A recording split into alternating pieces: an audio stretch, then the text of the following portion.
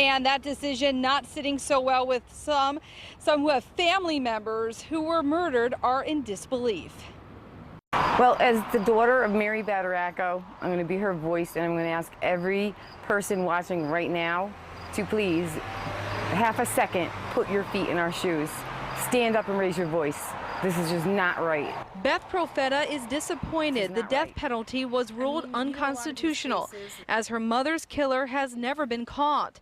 Mary Badaracco was 38 when she vanished from her home in Sherman in 1984.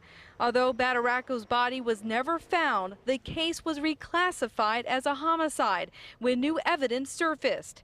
The ruling means that the 11 men on the state's death row will no longer be subject to execution orders. Profeta says any family of a horrific crime deserves justice. I don't think it ever goes away for us. I mean, my case is a little different, but it's just like an open wound that gets ripped open, and I'm sure that's how these families feel. Criminal defense lawyer Norm Pattis represented several people on death row, one of those being convicted killer Daniel Webb. There's no legitimate penological purpose for the death penalty.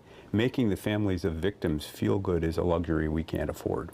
Webb was sentenced to death in 1991 for the kidnapping and murder of Bank Vice President Diane Gellenbeck. She was abducted from a Hartford parking lot as she was leaving her office.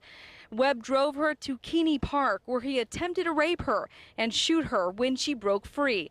Pattis says the law is evolving. Whatever it is that we're doing in the criminal justice system, nothing is accomplished by death. Bloodlust is not justice. Anyone is missing. The perpetrator took your basic human right away by taking away your loved one and not being able to say goodbye. And families of the victims I spoke to say they will continue to fight for justice. I'm live tonight in Torrington. Noelle Gardner, News 8.